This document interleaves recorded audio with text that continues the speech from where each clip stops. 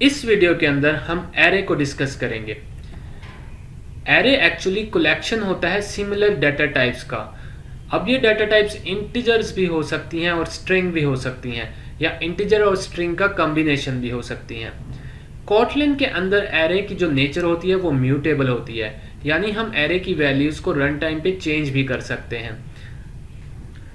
जब भी हम एरे को डिक्लेयर करते हैं तो हमारी जो कंप्यूटर की मेमोरी होती है उसके अंदर एक जगह रिजर्व हो जाती है एरे के लिए, और जब हम एरे को वैल्यूज असाइन करते हैं तो उस एरे के वेरिएबल के अंदर भी जो है एक मेमोरी के बॉक्सेस रिजर्व हो जाते हैं। जैसे कि इस एग्जाम्पल के अंदर हमने एक एरे वेरिएबल बनाया हुआ है, और जो इसके अंदर 3, 6, 8 और 10 के जो बॉक्सेस बने हुए हैं वो एक्चुअल में एरे की वैल्यूज़ हैं, और जो 0, 1, 2, 3 आपको नज़र आ रहा है ये एरे के इंडेक्स हैं। एरे जो है वो हमेशा 0 से स्टार्ट होता है, कभी भी एरे 1 से स्टार्ट नहीं होता। कोटलिन के अंदर हम एरे को कैसे डिक्लेयर करते हैं?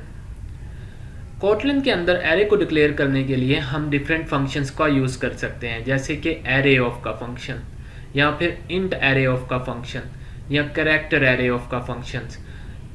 सेम इसी तरह से Boolean array of, long array of, short array of, या फिर बाइट एरे ऑफ के फंक्शंस को हम यूज़ कर सकते हैं। कोटलिन में हम सेट के फंक्शंस के थ्रू और गेट के फंक्शंस के थ्रू एरे को डायरेक्टली मॉडिफाई कर सकते हैं, या उसकी वैल्यू को डायरेक्टली हम आउटपुट के अंदर शो करवा सकते हैं। उसके अलावा हम लूप का यूज़ करते हुए भी एरे की वैल्यूज़ को शो करवा सकते हैं। अब हम अपने एंड्रॉयड स्टूडियो में आ चुके हैं और यहाँ पर हम अपने एरे को प्रैक्टिस करके देखते हैं। सबसे पहले मैं एक वेरिएबल बनाता हूँ माई एरेस के नाम से, और इसके अंदर मैं एरेस की वैल्यू को सेव करवाता हूँ। उसके लिए एरे बनाने के लिए मैं जो फंक्शन यूज़ करूँगा वो एरे ऑफ का फंक्शन यूज़ करूँगा। सबसे पहले इसके अंदर मैं इंटीजर टाइप की वैल्यूज़ को सेव करवाता हूँ, जैसे 10, 9, 8 और 7। इसके अंदर मैंने 4 वैल्यूज़ सेव करवाई हैं, 10, 9, 8 और 7। अब अगर हमने इनकी आउटपुट लेनी है, आउटपुट में हमें इनकी वैल्यूज़ को, इस एरे की वैल्यू को शो करवाना है, तो उसके लिए सबसे पहले हम गेट का फंक्शन यूज़ करके देखते हैं। तो मैं यहाँ पर लिखूँगा println और माई एरे डॉट गेट। अगर हम गेट का फंक्शन यूज़ करते हैं तो इसके अंदर हमें वो इंडेक्स वैल्यू पास करवाना होगी जिसकी वैल्यू को हमने आउटपुट में शो करवाना है।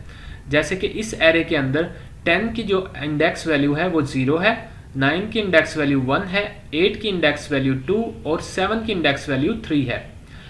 अब अगर मुझे 10 शो करवाना है आउटपुट में तो मुझे यहाँ पर गेट में से 0 पास करवाना होगा। अब हम अपने प्रोग्राम को रन करके देखते हैं कि हमें आउटपुट में क्या शो होता है। आप देख सकते हैं यहाँ पे हमें 10 शो हो रहा है। इसी तरह से आप बाकी एरे की वैल्यूज़ को भी अपने आउटपुट में शो करवा सकते हैं।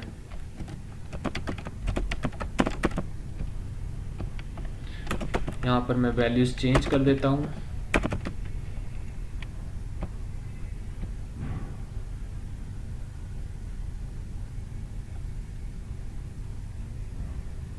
आप देख सकते हैं कि सबसे पहले हमने गेट में से 0 पास करवाया था, तो 0 के ऊपर हमारी जो वैल्यू थी एरे की वो 10 थी। आउटपुट में हमें 10 नज़र आ रहा है। 1 पे जो हमारी वैल्यू थी वो 9 थी, यहाँ पे हमें 9 नज़र आ रहा है। और 2 पे जो वैल्यू थी वो 8 थी, और 3 पे जो वैल्यू थी वो 7 थी, जो कि हमें आउटपुट में नज़र आ रही है। इस तरह से आप अपने एरे की आउटपुट ले सकते हैं। दूसरा तरीका एरे की आउटपुट लेने का ये है कि आप जस्ट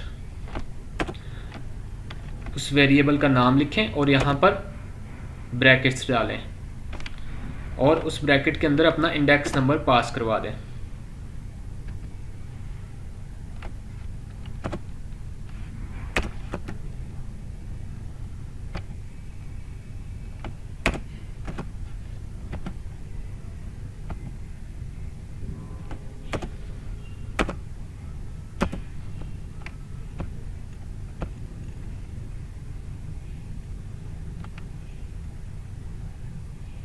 तो आप देख सकते हैं हमारे पास सेम वैल्यूज शो होंगी। इस तरह से भी आप अपने एरे को आउटपुट में शो करवा सकते हैं।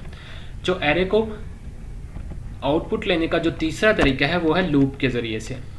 आप कोई भी लूप यूज़ करके, जैसे मैं यहाँ पर फॉर लूप यूज़ करता हूँ जो सबसे इजी है, उसके ज़रिए भी आप अपने एरे को आउटपुट के अंदर शो करवा सकते हैं। यहाँ पर मैं एक नया वेरिएबल बनाता हूँ एलिमेंट के नाम का, इन माई एरे।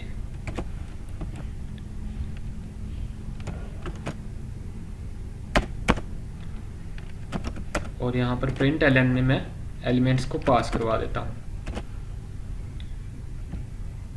प्रोग्राम को रन करता हूँ।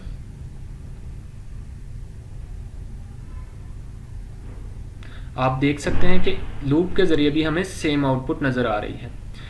लूप को हम अपनी आने वाली वीडियोस में डिटेल में स्टडी करेंगे। ये था हमारे एरे की आउटपुट लेने का तरीका। अब हम देखते हैं कि हम अपने एरे की वैल्यू को कैसे चेंज कर सकते हैं। अगर हम अपने एरे की वैल्यू को चेंज करना चाहते हैं तो उसके लिए हम जो फंक्शन यूज़ करेंगे वो है सेट का फंक्शन। यहाँ पर मैं अपने वेरिएबल का नाम लिखता हूँ माई एरेज, और यहाँ पर फंक्शन यूज़ करता हूँ डॉट सेट। डॉट सेट का फंक्शन यूज़ करते वक्त आपको दो चीज़ें देना पड़ती हैं, एक तो इंडेक्स नंबर, और उस इंडेक्स नंबर पे आपने जो नई वैल्यू सेव करवानी है वो देना पड़ती है। फर्स्ट करें कि अगर मैंने 10 की जगह पर यहाँ पर 5 सेव करवाना है तो मैं यहाँ पर सबसे पहले 10 का जो है इंडेक्स नंबर जो है वो पास करवाऊंगा जो कि है 0, और उसके बाद कोमा, और फिर यहाँ पर 5 प्रिंट करवाऊंगा। अब हम इसकी आउटपुट लेके देखते हैं कि हमारी ये जो 10 की वैल्यू है वो चेंज हुई है या नहीं हुई।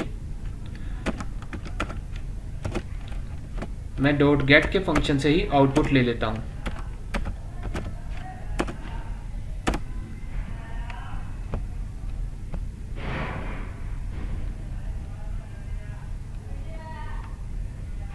आप देख सकते हैं आउटपुट के अंदर हमें नई वैल्यू शो हो रही है 5 की, जबकि यहां पर 10 वैल्यू आ रही थी। इस तरह से आप अपने एरे की वैल्यू को चेंज कर सकते हैं। एरे ऑफ के फंक्शन को यूज़ करते हुए जब भी आप एरे बनाते हैं तो हमारा जो कंपाइलर है वो टाइप इन्फरेंस के ज़रिए से ये ऑटोमेटिकली डिटेक्ट कर लेता है कि ये एरे इंट टाइप का है या स्ट्रिंग टाइप का है। अगर आप एरे को इसी एरे के अंदर स्ट्रिंग को सेव करवाएंगे तब भी ये वर्क करेगा।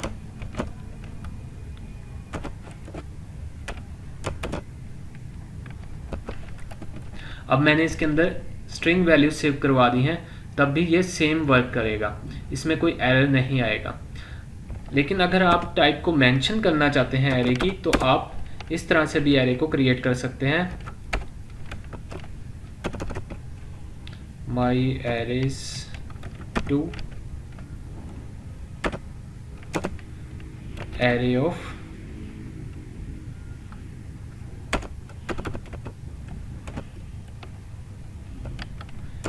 एंगल ब्रैकेट्स को यूज करते हुए एरे ऑफ इंट 1 2 3 4 5। आप इस तरह से भी अपने एरे को क्रिएट कर सकते हैं। इंट की जगह अगर आपने शॉर्ट देना हो, बाइट देना हो, यहाँ पर आपने स्ट्रिंग देना हो, चार देना हो, बूल देना हो, या जिस भी तरह का एरे आप बनाना चाहते हैं आप यहाँ पर दे सकते हैं। उस एक और तरह से भी आप अपने एरे को डिक्लेयर कर सकते हैं कोटलिन के अंदर।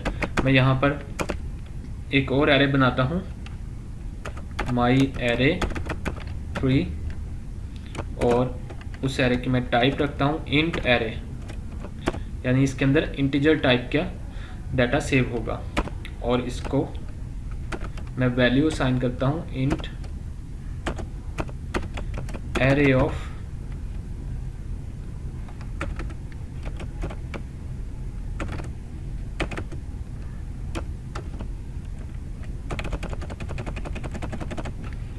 Int array of 1 2 3 4 5 6 7। आप इस तरह से भी एरे को डिक्लेयर कर सकते हैं। होप सो आज की इस वीडियो के अंदर आपने ये अंडरस्टैंड किया होगा कि एरे क्या होते हैं और इसको किस तरह से हम यूज़ कर सकते हैं। Thanks for watching this video.